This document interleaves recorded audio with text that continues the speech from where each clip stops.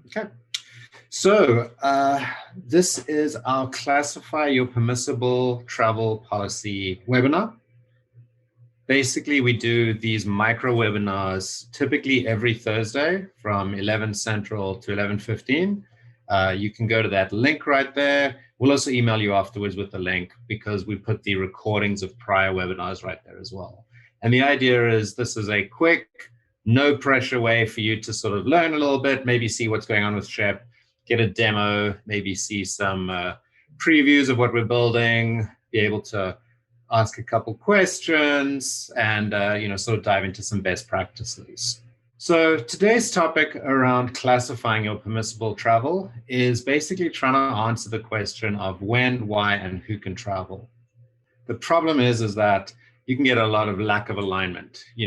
What's important for your marketing team is not important for your IT team, and so on and so forth. So you're really trying to get the entire organization aligned around what, as a company, is allowed, what is permissible is super key. Otherwise, you're just going to end up with lots of arguments.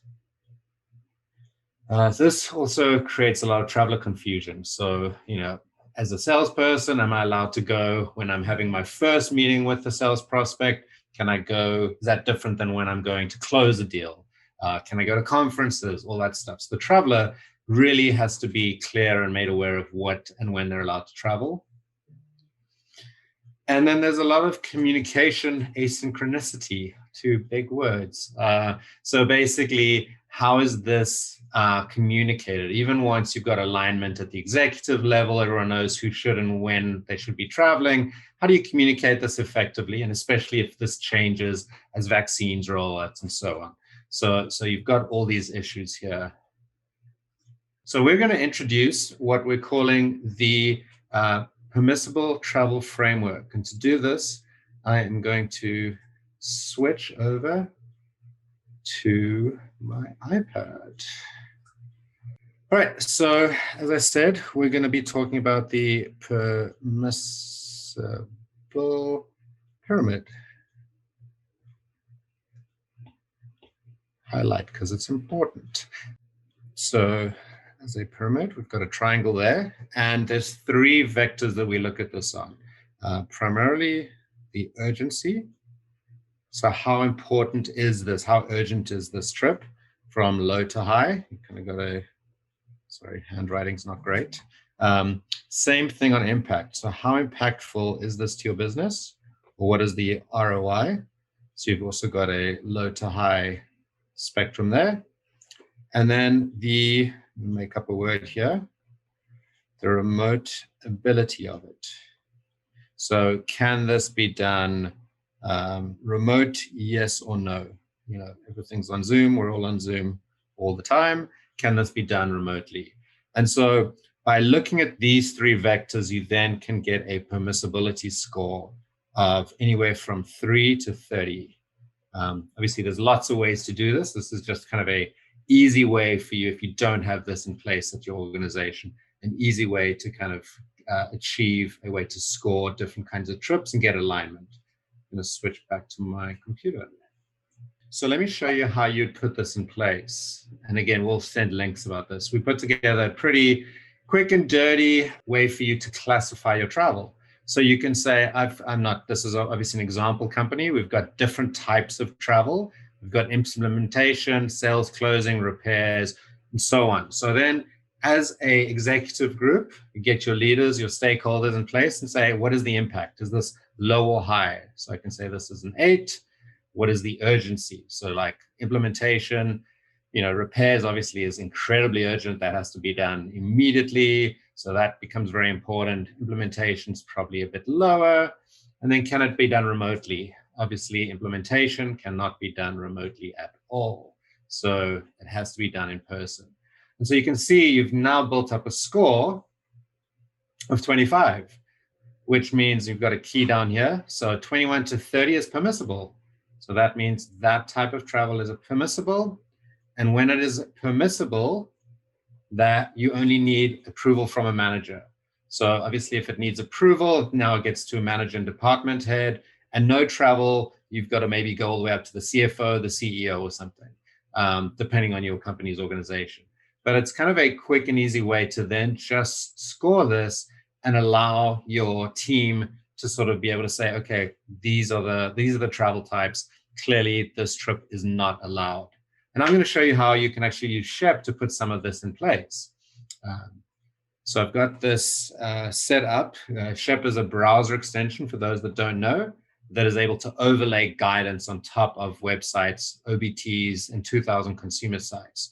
So if I was to go to a site like aa.com, you can then mirror some of these questions to gather this from the traveler. So why are you traveling? And again, this could be on Concur or whatever site you like. So I'm going for implementation purposes. I can then, put in the scoring the same way. Can this be done remotely? No. And then they can put in the email and submit it. So then you have your travelers and your employees actual scoring this. So it's very easy for them to have a conversation with them and say, look, here's our rules, and you scored this yourself. So clearly this trip has to wait. Or you can get even fancier. And the way we did this is a Google form, you can see. So I actually created a Google form right here. And Shep, you just are able to embed this form directly in these modals. So I'm going to go to Delta and show you one that's a touch fancier or smarter. So I go to Delta, and it's only asking me one question. Again, just a Google form. What is the purpose of your travel? So if I say this is a sales intro, a first call, first touch,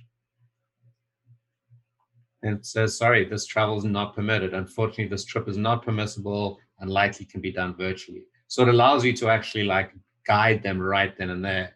Whereas if they say they're going for team building, you can then actually say, okay, well, this one specifically needs an approval, and allows them to fill in what's the purpose of your trip. Could you do this online? What are the dates? What's your email address? So as you can see, you sort of get alignment, communicate this to the traveler, and make sure they're not confused, because it's very cut and dry and clear. And all this stuff from a Shep side is managed right here in the notifications. So I'm going to go to my example company. And you can see these are all the different notifications I've set up, so that this is the form. I can just go in there and say, is this travel allowed? I can edit it. And then right here, I can just change it. So I could say, you need approval, etc. And you can see it updates in real time. You just hit update and it goes live. And again, this could be on any site. So I could say, I want this to go on Concur. And now that will show up the next time someone goes to Concur. So it's a very flexible communication tool across the web. Jump back to my presentation. So once you've built that, as you've seen, Shep allows you to communicate your policy and bring it to life, making it actionable and visible to your employees as they're searching the web. We are doing a discount on the platform right now. It's 50% off the annual plan until the end of the quarter.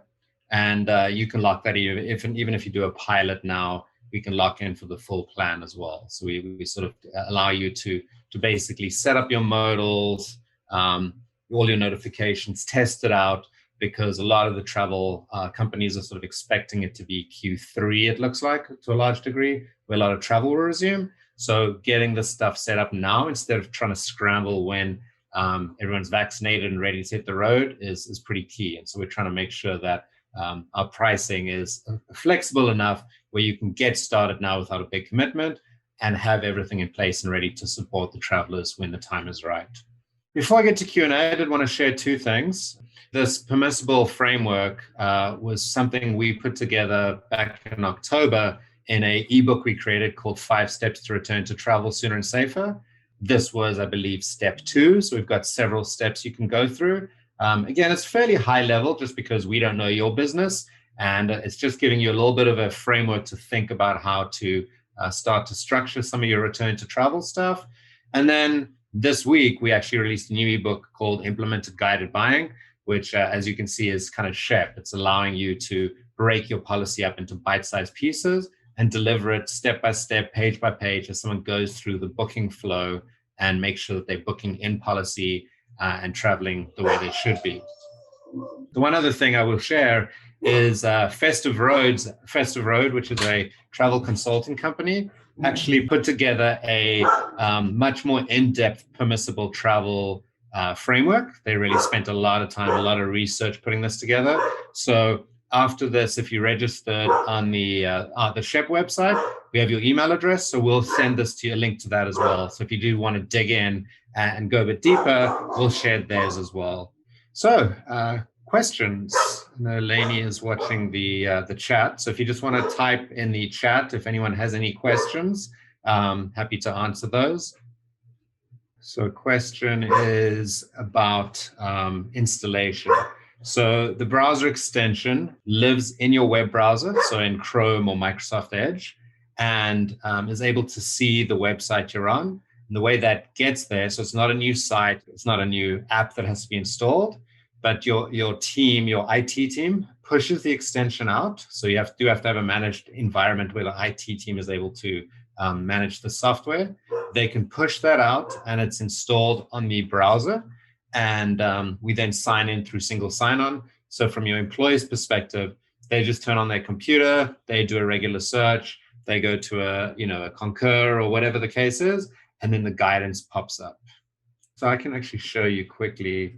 Let's see. So we do have, I'm going to Hotwire because I'm not signed into Concur. That's my Concur session's timed out. But we do actually allow you to bring in duty of care information and COVID guidance too. So for example, if I was to say I'm going to Hong Kong, the browser extension is able to see that. And you can see over here, we've got guidance for Hong Kong. This is just white labeled as FCM because we access Concur through their account. We are not a part of FCM. We're an independent company. They're an investor in us. But that's why that is. It's fully white labelable. So your company logo could be there, and it looks like you are communicating directly with your employees. And you can see here, the COVID stuff is all available. So can a foreigner enter?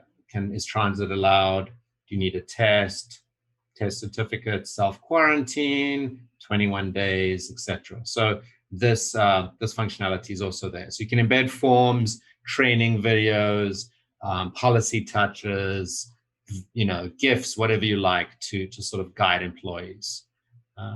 Thank you, everyone. We're at 15 minutes. Like I said, we really try to move fast and get through this within 15 minutes. Feel free to reach out. Otherwise, you can just go to sheptravel.com into the chat and reach out to us, schedule a demo. Otherwise, we'll follow up with links to the ebook, as well as, like I said, Festive Road's very in-depth permissible travel framework too, if you want to go deep into that topic. Thank you, everyone.